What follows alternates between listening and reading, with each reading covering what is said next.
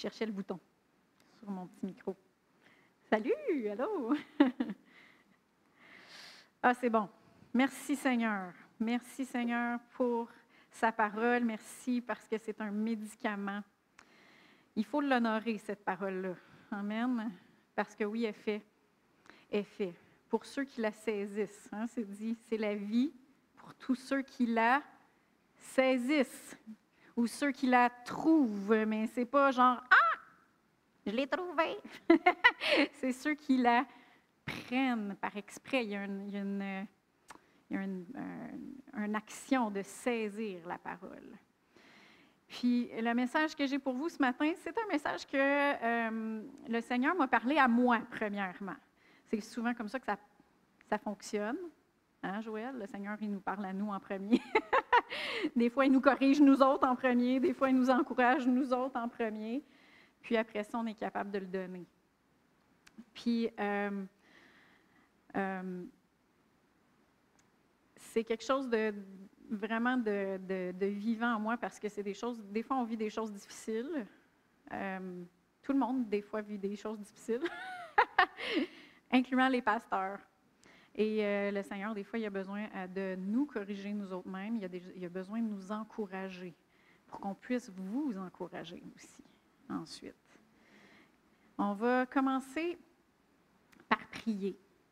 Seigneur Dieu, je te demande d'assaisonner mes paroles de sel et que ces paroles puissent communiquer de la grâce dans ceux qui vont l'entendre ce matin. Je te demande de répondre à des questions, de corriger nos manières de voir, de nous encourager, de susciter de la foi dans nos cœurs, dans le nom de Jésus. Amen. Amen. On va commencer dans Malachie 3. Au verset 13, le Seigneur, il dit, par le prophète Malachie, « Vos paroles sont dures contre moi, dit l'Éternel. Et vous dites, qu'avons-nous dit contre toi? Vous avez dit, c'est inutile de servir Dieu.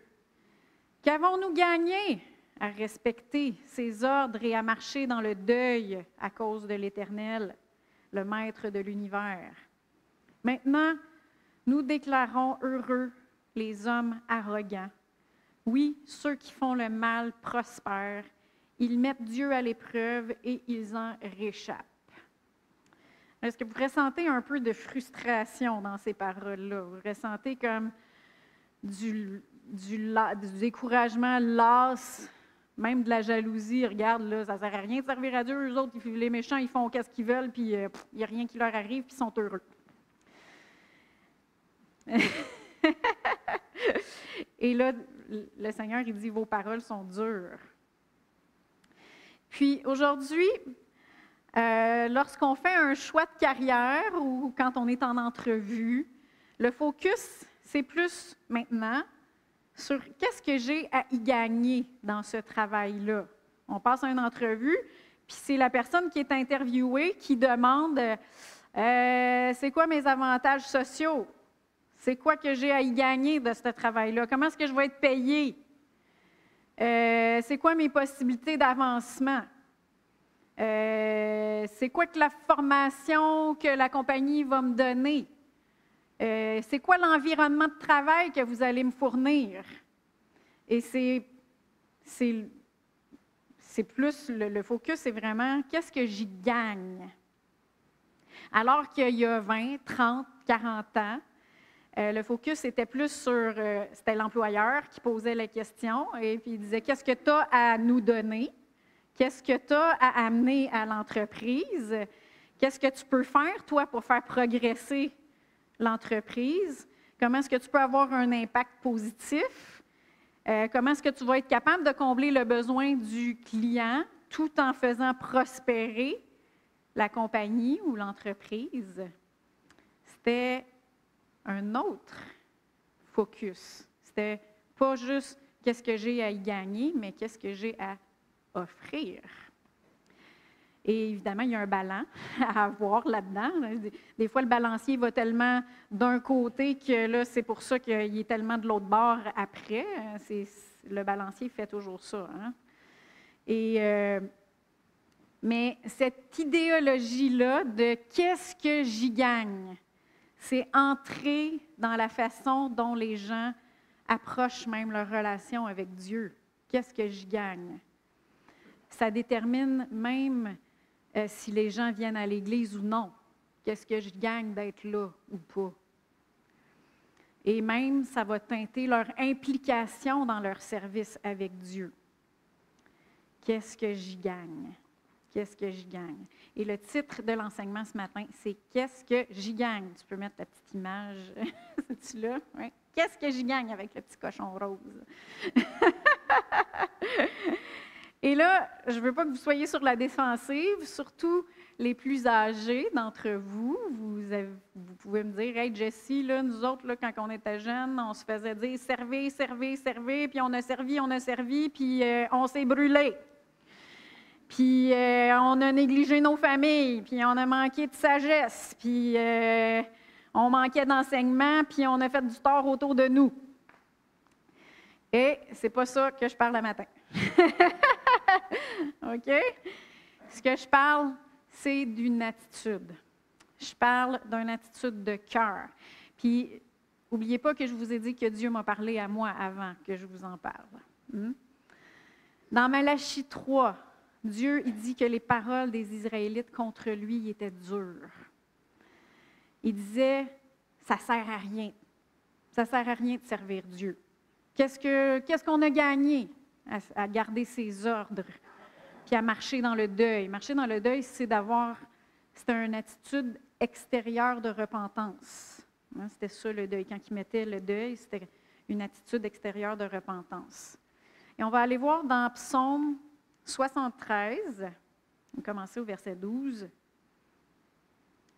Et là, je pense que c'est Asaph, c'est un psaume d'Asaph, qui dit « Voici comment sont les méchants, toujours tranquilles. Ils augmentent leur richesse. C'est donc pour rien que j'ai purifié mon cœur. C'est pour rien que j'ai lavé mes mains en signe d'innocence. Chaque jour, je suis frappé.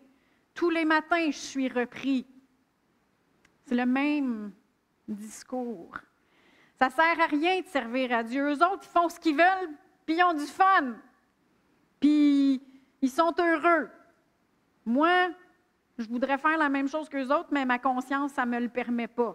Hein, c'est ça que ça dit, tous les matins, je suis repris. J'aimerais bien ça, moi, faire la même affaire. Puis, je ne peux pas. Ma conscience, ça ne veut pas. Qu'est-ce que j'y gagne?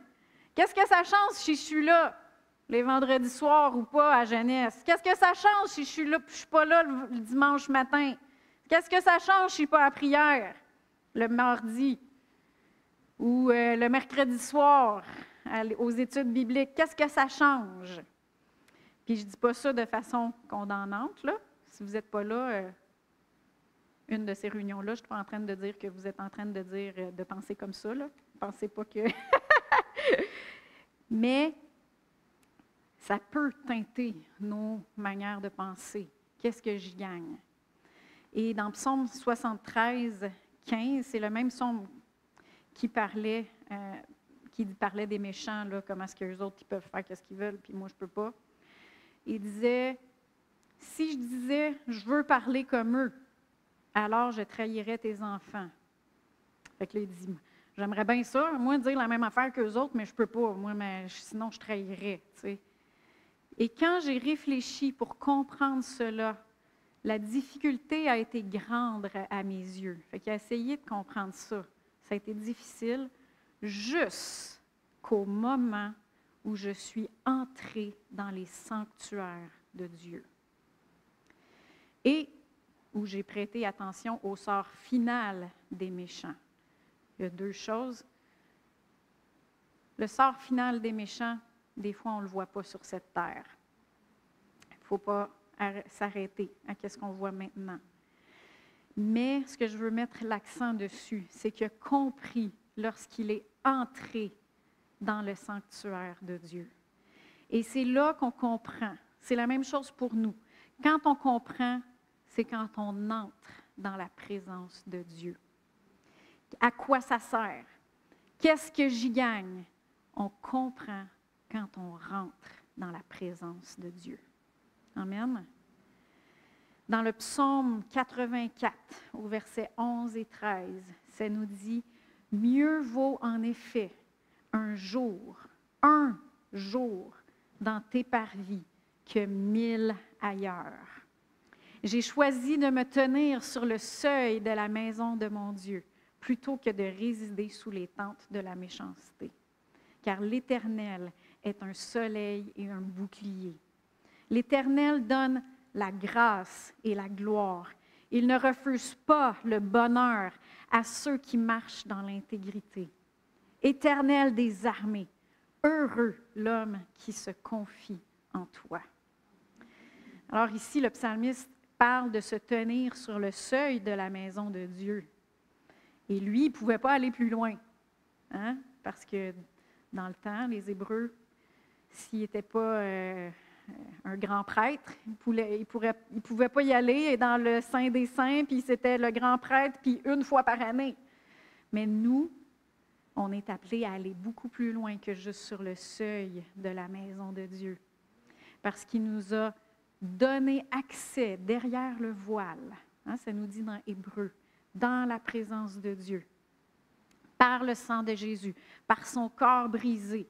Il nous a appelés, il nous a invités à chercher les choses d'en haut, là où on est assis en Christ à la droite de Dieu.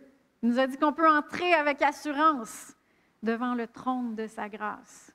Amen.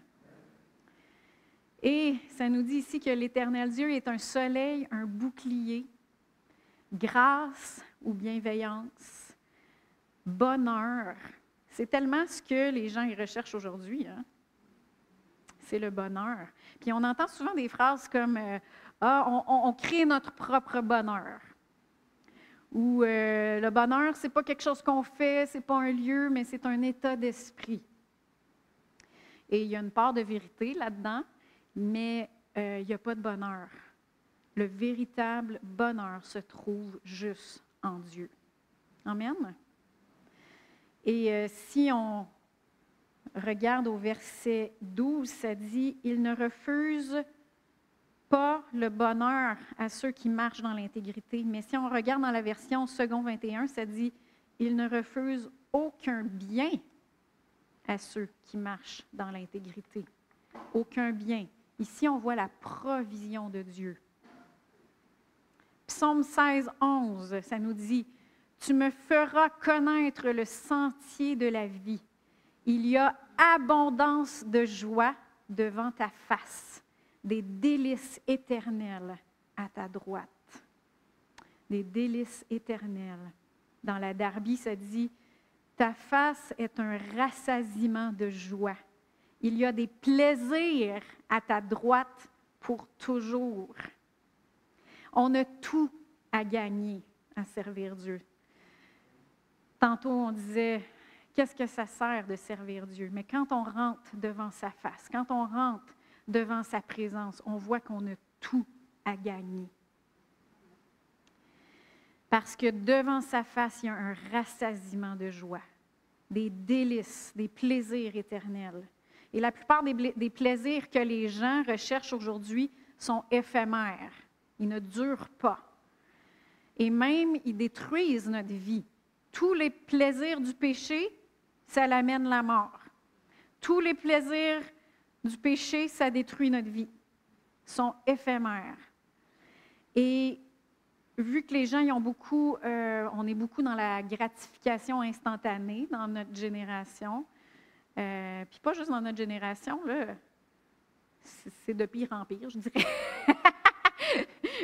Nos enfants, c'est encore pire. Nous autres, nos parents, c'est la gratification instantanée. Puis c'est pour ça qu'on recherche tout le temps le prochain événement, la prochaine activité, le prochain divertissement, le prochain sport et malheureusement aussi la prochaine boisson, la prochaine drogue, la prochaine pilule qui va nous donner ce thrill-là, cette dose d'adrénaline-là, cette dose de dopamine, d'endorphine ou toutes les hormones de bonheur là, qu'on peut, qu'on peut nommer. Mais qu'est-ce qui donne vraiment cette satisfaction-là et ce bonheur-là éternel, ce plaisir éternel-là. C'est seulement lorsqu'on rentre dans la présence de Dieu. Amen. On est fait pour être plein de Dieu. C'est pour ça qu'on recherche toutes ces choses-là. Pourquoi? Parce qu'on est fait pour être plein de Dieu. Amen. Trop de chrétiens, ils vivent en pensant qu'ici sur terre, il n'y a rien à gagner à servir Dieu. On fait du mieux qu'on peut avec ce qu'on a, mais merci Seigneur, je vais au ciel lorsque je vais mourir. Merci Seigneur qu'on a l'espérance de la vie éternelle. Amen. Mais la vie éternelle, ça ne commence pas juste après qu'on meurt. La vie éternelle, ça commence dès maintenant. Dès qu'on donne notre vie à Jésus, la vie éternelle, ça commence maintenant. Jean 17,3 nous dit « Or, la vie éternelle, c'est qu'ils te connaissent, toi, le seul vrai Dieu, et celui que tu as envoyé, Jésus-Christ. » La vie éternelle, ça commence quand tu connais Dieu et son Fils Jésus-Christ. Puis ce n'est pas une connaissance mentale, c'est une véritable relation avec lui.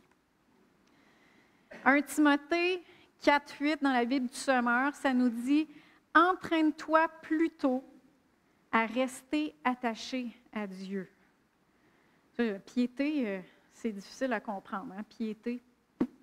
Mais c'est vraiment l'attachement à Dieu. C'est le même mot que piété. L'exercice physique, c'est utile à peu de choses. La piété, elle, est utile à tout, puisqu'elle possède la promesse de la vie pour le présent, pas juste pour après la mort, ça possède la promesse pour la vie présente et pour l'avenir. Amen? Donc, le sport, l'exercice physique, c'est utile, mais jamais au détriment de l'attachement à Dieu.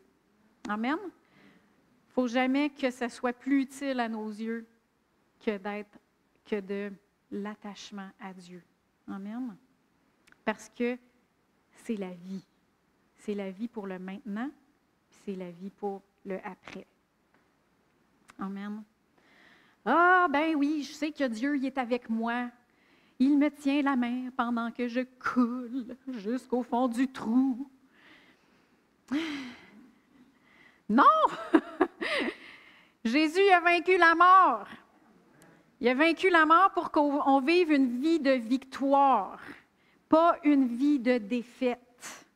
Amen? Il n'est pas juste là pour nous tenir la main et être avec nous pendant qu'on coule jusqu'au fond. Il est là pour nous sortir du trou. Amen? Pour nous faire voir son salut, pour nous établir sur une place haute, si vous lisez dans Psaume 91.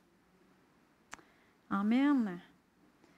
Dans Romains 5, 7, ça nous dit « Car si, par la faute commise par un seul homme, la mort a régné à cause de ce seul homme, à bien plus forte raison, ceux qui reçoivent l'abondance de la grâce, qui est le don de la justification, régneront-ils dans la vie par Jésus-Christ, lui seul. » Qu'est-ce qu'on a à gagner? On a tout à gagner. Quand on est attaché à Dieu, quand on donne notre vie à Jésus, qu'est-ce qu'on a à gagner de le servir? On a tout à gagner. La vie éternelle, la justification. Pourquoi? Pour qu'on règne dans cette vie et aussi dans celle qui s'en vient. Amen. Le diable est vaincu, mais c'est un hors-la-loi. Fait que cette victoire-là, cette victoire-là, puis cette autorité-là, il faut qu'on la renforcisse. Il faut qu'on l'utilise, parce que lui, il est un hors-la-loi. Fait que qu'est-ce que les policiers font contre les hors-la-loi? Il faut qu'ils la renforcissent, leur autorité et leur puissance. Parce qu'il est déjà vaincu. Mais il y a besoin qu'on fasse comme les policiers avec les hors-la-loi. Et c'est ce qu'on appelle le combat de la foi. Amen. Puis je pourrais en parler beaucoup plus de qu'est-ce qu'on a à gagner. Je pourrais parler de la guérison. Hein, on a parlé de la guérison, puis Evelyne nous a parlé de la guérison. la santé divine. C'est toutes des choses qu'on comprend. Ça sert à quoi servir Dieu?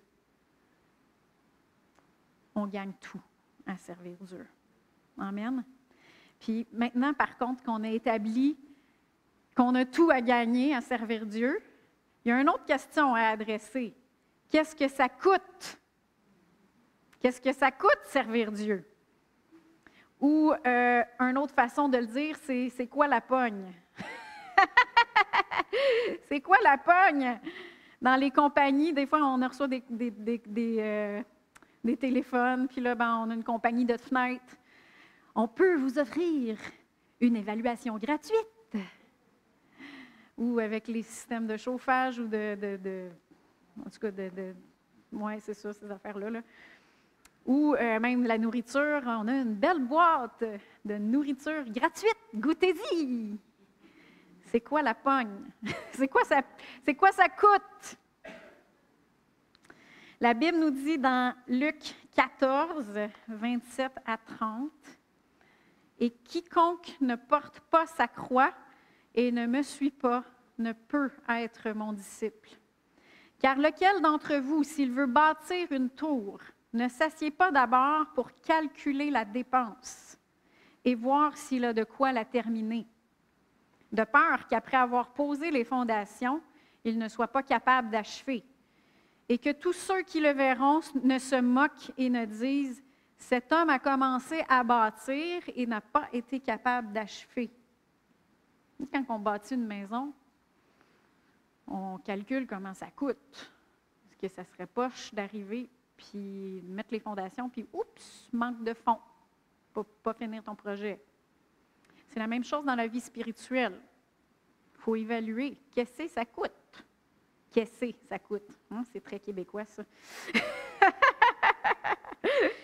Et plusieurs dans la vie chrétienne, ils veulent les bénéfices de servir Dieu, mais ils ne comptent pas le prix. Ou plusieurs veulent aller au ciel, mais ils veulent vivre pour eux-mêmes. Amen. Ah! Je vais vivre pour moi-même, là, puis quand je serai proche de la mort, je donnerai ma vie. Quand je serai rendu à la fin, je vais vivre pour lui. Malheureusement, des fois, ça arrive plus vite que prévu. Et le Seigneur, il est miséricordieux. Tu es à la fin de ta vie, puis tu cries à Dieu, il va te prendre. Hein? Il est tellement miséricordieux, puis sa grâce va te prendre. Malheureusement, il y avait des plans pour toi, pour cette vie ici. Puis il y a des récompenses attachées à ces plans. Amen. Keith Moore, le pasteur Keith Moore, il raconte une histoire lorsqu'il était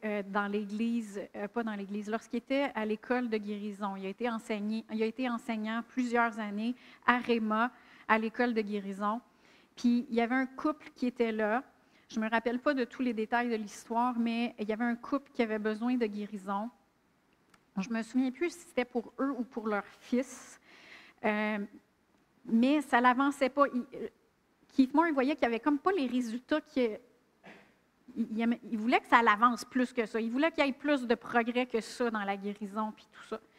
Et il est allé devant Dieu, puis le Seigneur lui a montré dans l'esprit que le couple s'approchait le plus possible, juste pour obtenir la guérison, mais qu'après ça, il y avait dans leur tête de retourner à leur vie d'auparavant. Ils ne voulaient pas vraiment donner leur vie au complet. Ils voulaient juste avoir la guérison. Et combien qu'on est comme ça, tu sais, on veut s'approcher le plus possible de Dieu pour avoir qu'est-ce qu'on veut, puis après ça, on veut vivre notre vie pour nous autres mêmes. Matthieu 16, 24 à 26, ça nous dit « Alors Jésus dit à ses disciples, « Si quelqu'un veut venir après moi, qu'il renonce à lui-même, qu'il se charge de sa croix et qu'il me suive. Quiconque en effet voudra sauver sa vie, la perdra. Mais quiconque perdra sa vie à cause de moi, la trouvera. Et que servira-t-il à un homme de gagner le monde entier s'il perd son âme? Ou que donnera un homme en échange de son âme? Qu'est-ce que ça coûte? Ça coûte ta vie. Ça coûte tout. Tu as tout à gagner, mais ça coûte tout. Ça coûte ta vie. Je me souviens, moi, à 12 ans, puis je l'ai déjà raconté à peu près, je ne sais pas combien de fois aux ados. Fait que, bouchez vos oreilles si vous ne voulez pas l'entendre une autre fois. Mais je me souviens, à 12 ans, lorsqu'on était à Explosion Jeunesse, moi et d'autres jeunes de la jeunesse à cet âge-là. Et je me souviens lorsque on était dans une grande salle, je me souviens, je pense que c'était à Trois-Rivières, on était probablement dans un cégep ou quelque chose du genre, et il y avait à peu près 1000 jeunes, c'était impressionnant, et il y avait un invité qui était là, c'était Rich Wilkerson, si je me souviens bien, le frère de David Wilkerson, ceux qui connaissent le ministère de David Wilkerson. Et il fait un appel, je ne me souviens même plus de toute sa prêche, là, hein. Vous savez, les jeunes, quand vous entendez une prêche, là, vous n'en souvenez plus la semaine d'après. Et je me souviens, hein, pas juste les jeunes, hein, les plus vieux aussi. Malheureusement, il faut croire qu'il y a des semences qui sont posées. Et je me souviens que là, il prêchait sur la croix. Et là, il était à la fin, il faisait un appel. « Veux-tu la croix? » Puis moi, j'étais là. Puis là, j'avais deux choses à l'intérieur que je savais. Si je donnais ma vie, si je consacrais ma vie à Dieu, il y avait deux choses. Une chose très importante qu'il fallait que je fasse, puis je savais que c'était très difficile. Et l'autre chose que je me posais, c'était, est-ce que je suis prêt à délaisser mon émission? Et j'avais une émission, puis c'était pas une mauvaise émission, là, c'était Dr. Quinn, Medicine Woman, là, c'était une femme médecin dans le vieux temps de western, là. Puis c'était une belle émission, là. Mais je savais que ça prenait beaucoup de place dans ma vie. Et je me demandais, je suis prêt à laisser cette émission-là pour Dieu? Aujourd'hui, tu sais, je suis tellement comme, aïe, aïe, hein? Tu penses à une émission à comparer de Dieu. Qu'est-ce que Dieu a à nous donner? Mais je l'ai fait. Et là, je suis avancée et je me suis agenouillée puis j'ai dit, Jésus, je veux la croix et je veux la donner ma vie. Je suis prêt à la donner ma vie. Et voilà 4 ans, lorsque j'avais un désir brûlant de venir rejoindre Joël dans le pastorat. Et c'est un désir que Dieu y avait placé dans mon cœur depuis que j'étais adolescente, de prêcher la parole de Dieu. Et là, il fallait que je délaisse un salaire. Il fallait que je délaisse des avantages sociaux. Il fallait que je délaisse un fonds de pension qui arrête de s'accumuler. Il fallait que je délaisse un métier que j'ai aimé, parce que c'est un métier que j'aimais. Et des fois, il y a des gens qui me disaient, tu sais, des gens dans mon métier qui disaient « Ouais, c'est pas facile notre métier », mais c'est pas pour ça, là. C'était pas pour ça que je lâchais mon travail. Puis, il fallait aussi que je délaisse le respect qui vient avec ce métier-là, parce que le métier d'infirmière, c'est respecté. Le métier de pasteur, ce n'est pas respecté. Vraiment pas. Même dans le milieu chrétien. Je peux vous le dire, pas ici. Vous êtes des gens qui honorent beaucoup vos pasteurs. Merci beaucoup. Et des fois, les gens me disaient, « Ah, mais oui, c'est sûrement une meilleure conciliation famille maintenant. » Puis ils essayent de trouver qu'est-ce que j'y gagne. Qu'est-ce que j'y gagne dans pourquoi est-ce que tu as fait ça? Tu avais sûrement quelque chose à gagner. Qu'est-ce que j'y gagne? C'est le plan de Dieu pour moi. Amen. Et ce n'est pas juste en donnant notre vie à Jésus qu'il va falloir prendre ces décisions-là. Si on va vivre pour nous-mêmes ou pour Dieu, c'est tout au long de notre vie. Puis on a tout un parcours différent. Puis ça va être dans des petites choses des fois. Par exemple, est-ce qu'on va laisser nos émotions nous mener par le bout du nez? Est-ce qu'on va laisser nos émotions être des faits? Prendre nos émotions comme des faits? Ou est-ce qu'on va prendre le temps de comprendre où est-ce que ces émotions-là viennent, puis on va prendre le temps de les adresser comme il faut? Cette colère-là qui est en nous, cette irritation qui est en nous, est-ce qu'on va prendre le temps est-ce qu'on va juste dire, puis vivre, puis être juste dirigé par notre colère et notre irritation, ou est-ce qu'on va prendre, Seigneur, pourquoi est-ce que je suis fâchée comme ça? Pourquoi est-ce que je suis fâchée comme ça? Et si ce n'est pas correct, parce que des fois, on est fâché parce que notre orgueil est brisé. Des fois, il y a des mauvaises raisons. Des fois, vraiment, il y a des douleurs qui nous arrivent, des choses qui nous font de la peine, et ça se traduit en colère. Mais il y a des fois qu'il y a de la colère qu'il faut qu'elle soit dirigée à la bonne place. Et savez-vous que si on dirige notre colère à la bonne place, puis si elle est dirigée vers l'ennemi, qui est le destructeur, et vers ses plans, et vers ses actions, on va prendre autorité, puis on va tenir ferme, puis on va tenir notre bout, puis on va le stopper dans ses opérations. Des fois, il faut se fâcher. Il faut se fâcher. Mais il faut la diriger vers la bonne personne. Il ne faut pas diriger « Hey, Seigneur! Pourquoi tu permets ça? » C'est lui ta solution. Dirige ta colère contre Dieu, c'est pas la bonne place à la diriger, ou contre les personnes qui nous font du tort, c'est pas la bonne place pour la diriger. Ce sont les violents qui s'emparent du royaume de Dieu. Amen. Il faut diriger notre colère à la bonne place. Ce sentiment de rejet, de douleur, de peur qui sont rattachés, est-ce qu'on va le laisser affecter toutes nos relations? Ou est-ce qu'on va l'adresser? Vous savez, quand Jésus a dit aux disciples de secouer la poussière de leurs pieds lorsqu'ils ne se faisaient pas recevoir dans une ville, je pense qu'il y a plusieurs raisons, mais une des raisons, je crois, c'est qu'il fallait qu'ils secouent la poussière, il fallait qu'ils secouent le rejet qu'ils vivaient. Et la douleur du rejet et la peur qui était attachée à ce rejet-là, il ne fallait pas qu'ils l'amènent dans la prochaine ville. Amen. Parce que si un prédicateur amène cette douleur-là, ce rejet-là, cette peur de rejet-là, ça va paraître dans son message.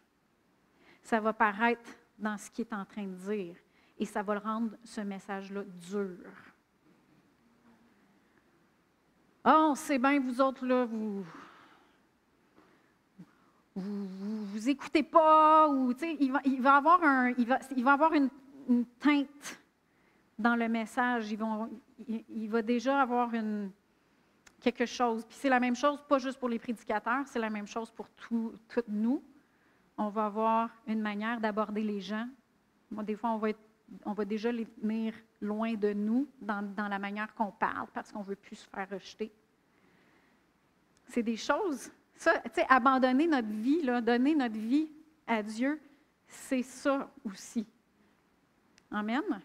Ce découragement-là, est-ce que c'est parce que je considère les choses, les circonstances, le temps que ça prend, plutôt que la parole, les promesses de Dieu, sa puissance, sa fidélité, son amour pour moi, le découragement? Fait qu'il va falloir l'adresser. Quand on donne notre vie à Jésus, c'est ça aussi qu'il faut qu'il meure. Amen. Il va falloir les prendre, ces décisions-là. Est-ce que cette musique-là, elle m'éloigne de Dieu? Est-ce que je glorifie Dieu si je la danse dans ce TikTok-là? Dans mon corps? Je regarde ma fille des fois, là, je suis comme, ouf, il va falloir qu'elle les prenne, ces décisions-là aussi. Si j'entreprends ce projet-là, est-ce que ça va nuire à mon temps avec Dieu? Si je m'inscris, si je m'entreprends dans ce projet-là, est-ce que ça m'aide à accomplir le plan de Dieu pour ma vie ou ça m'éloigne de lui?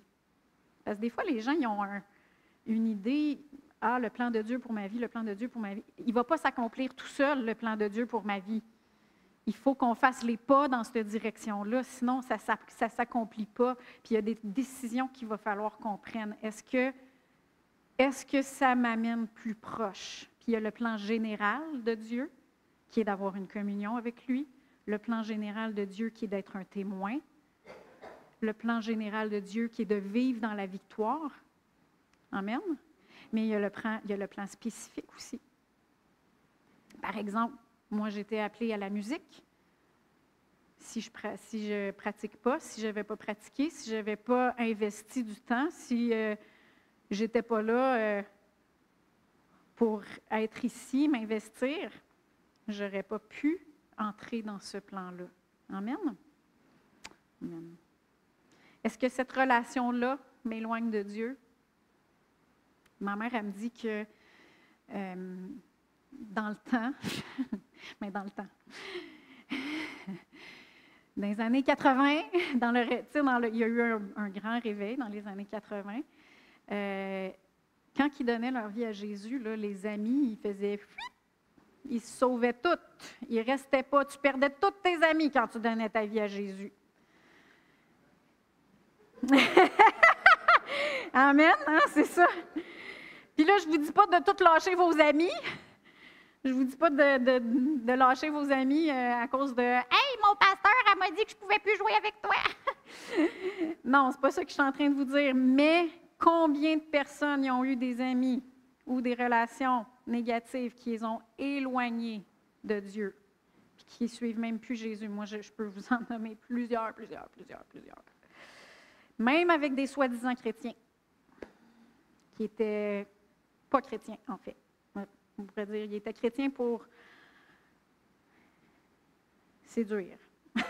Ce serait le mot que je pourrais dire. Ou même des amitiés. J'ai vu aussi des amitiés.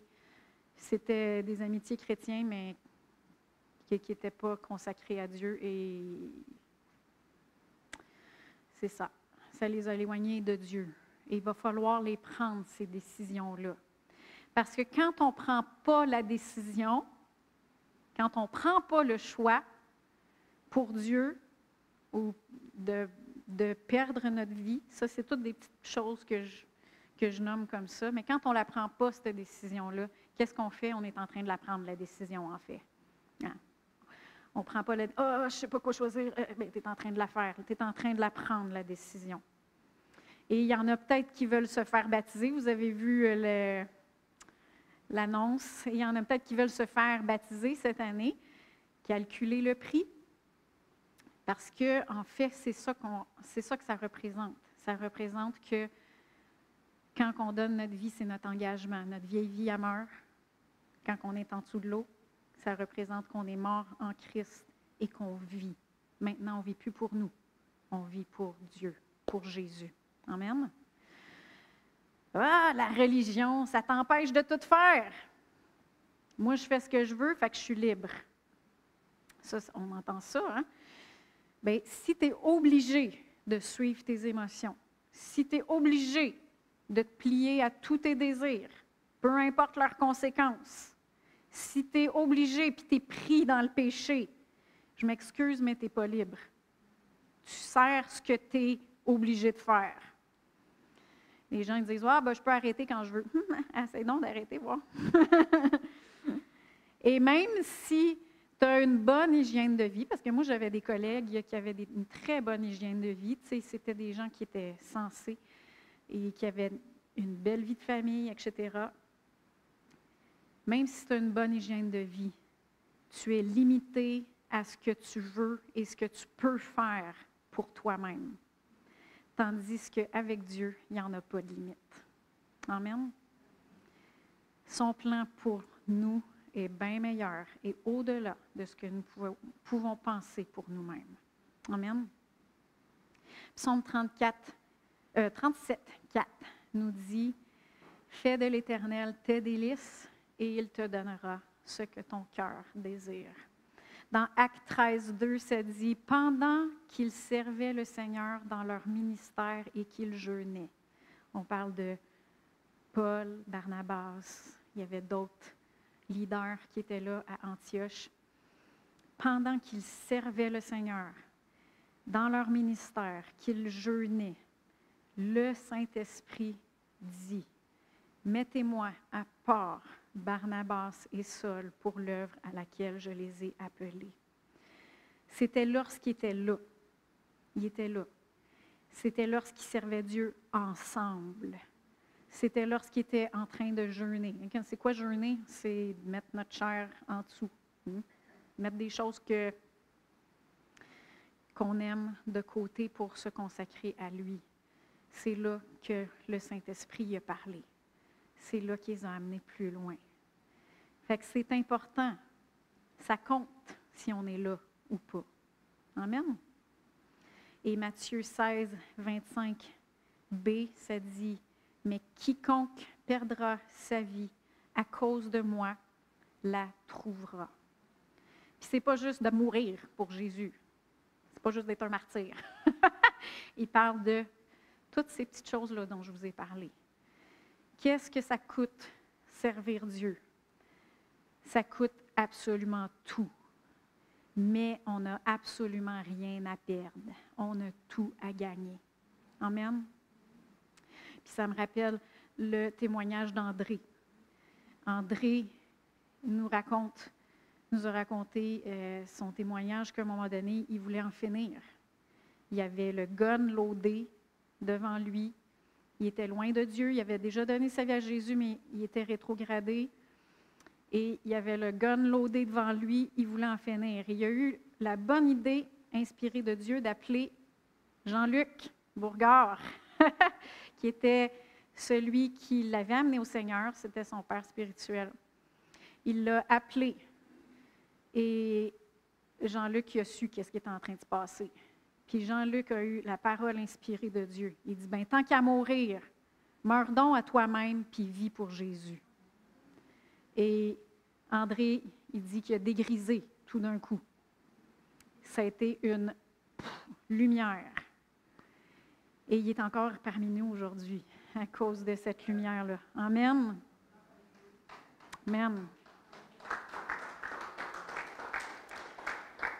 On n'a rien à perdre à mourir à nous-mêmes. Amen. On a tout à gagner à vivre pour Dieu.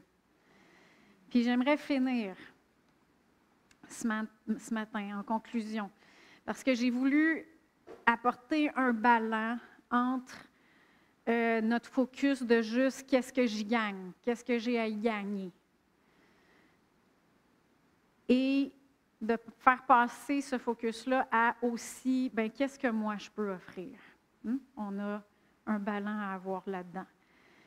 Puis, il y a une autre chose que le Seigneur m'a parlé ces derniers temps, c'est que quand on donne, donnons gratuitement, parce qu'on a des choses à offrir. Mais quand on donne, il faut le faire, il faut donner gratuitement. Matthieu 10, 8, ça nous dit, et là c'est Jésus qui envoie ses disciples, et il dit, « Guérissez les malades, ressuscitez les morts, purifiez les lépreux, chassez les démons. Vous avez reçu gratuitement, donnez gratuitement. » Puis pourquoi est-ce que je dis ça?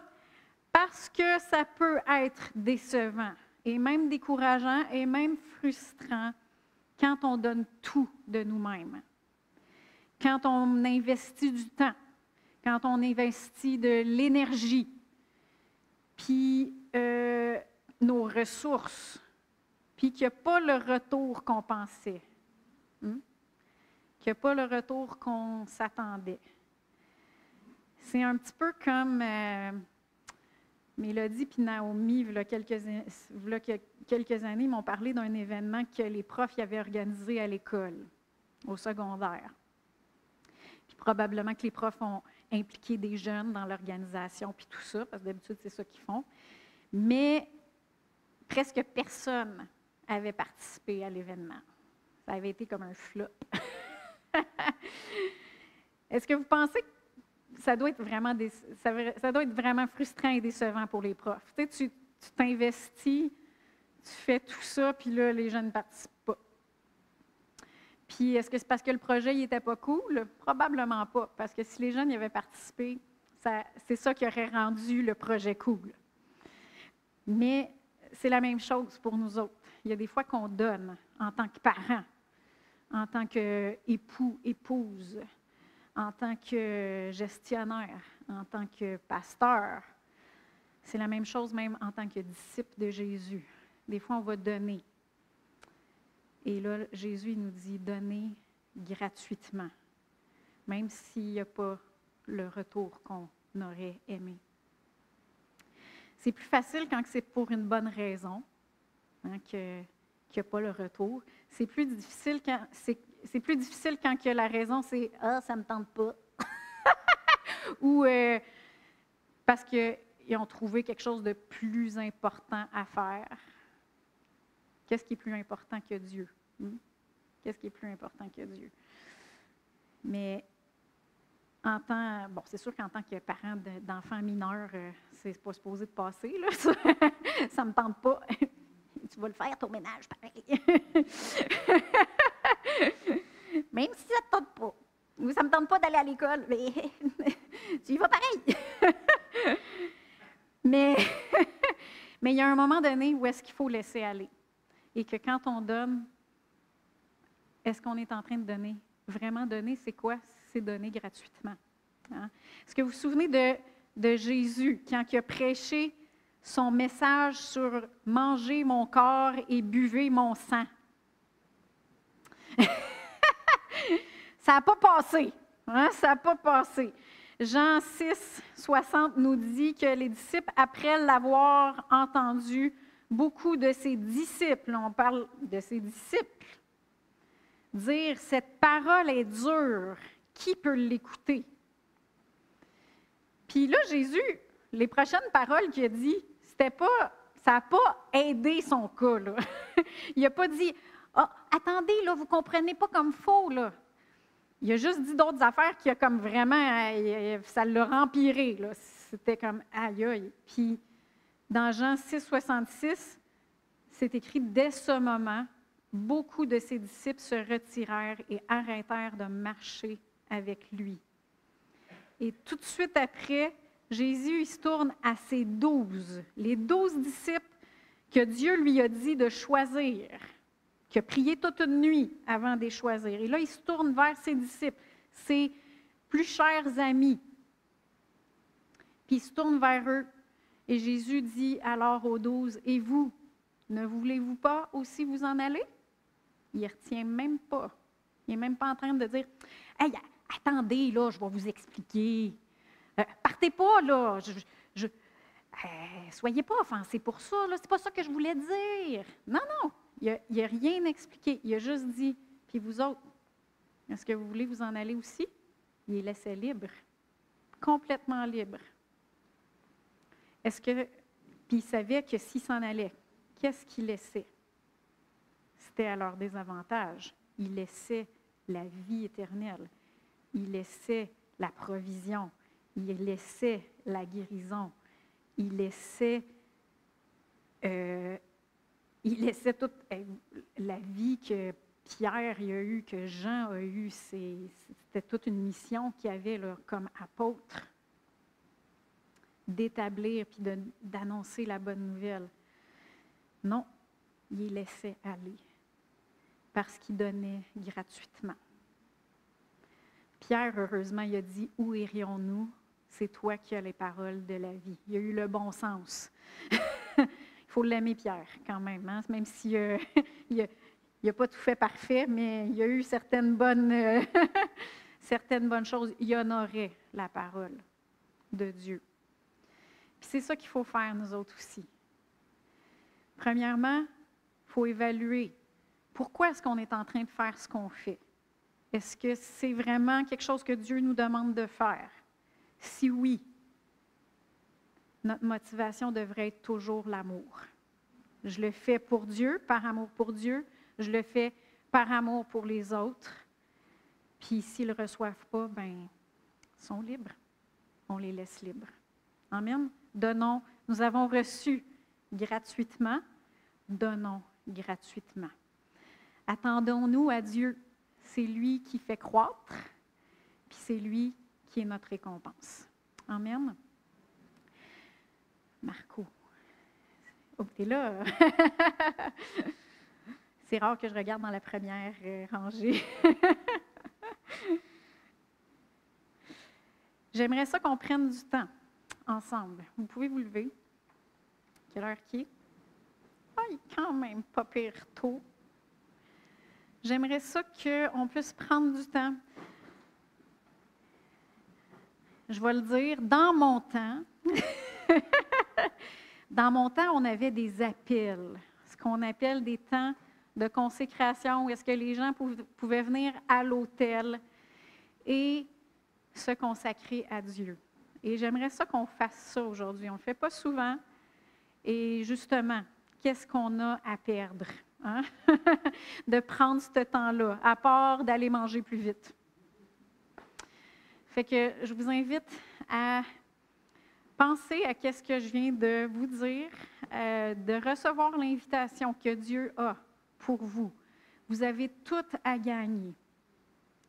Est-ce que vous voulez la croix? Est-ce que vous voulez, parce que la croix, ça représente beaucoup. Ça représente tout ce qui est payé pour nous. Ça représente la guérison.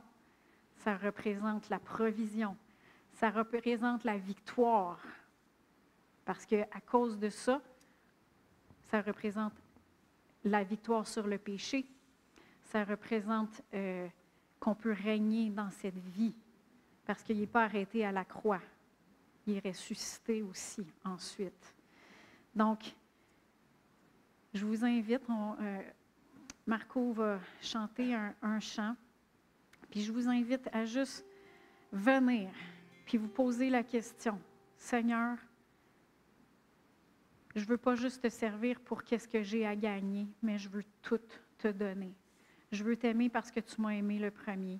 J'ai tout à gagner, mais Seigneur, je veux tout te donner. Je veux te donner mon être entier. Puis je veux le donner gratuitement aussi, Seigneur. Dans le nom de Jésus. Et je vous invite, ceux qui veulent prendre un temps, moi puis Joël, on ne va pas prier pour vous. C'est vraiment un temps pour vous. Vous pouvez le faire à votre place, mais c'est quelque chose de spécial. Puis je me souviens quand que des centaines de gens se sont avancés dans les couloirs en avant, puis ils étaient à genoux, puis ils disaient « Seigneur, je veux la croix ». Puis ils criaient fort. Puis ils disaient « Seigneur, je te donne ma vie au complet ». Puis on calculait le prix. On le savait. On s'engageait. Puis c'est une décision aujourd'hui, mais comme je vous dis, c'est une décision à tous les jours, dans les situations qui se présentent. Mais est-ce que vous allez le faire? Est-ce que vous vous engagez à le faire dans les choses que Dieu nous montre? Il ne nous montre pas tout en même temps. Merci Seigneur. C'est un pas à la fois. Donc, on va le faire maintenant. On va prendre le temps maintenant. Merci Seigneur. Vous pouvez avancer.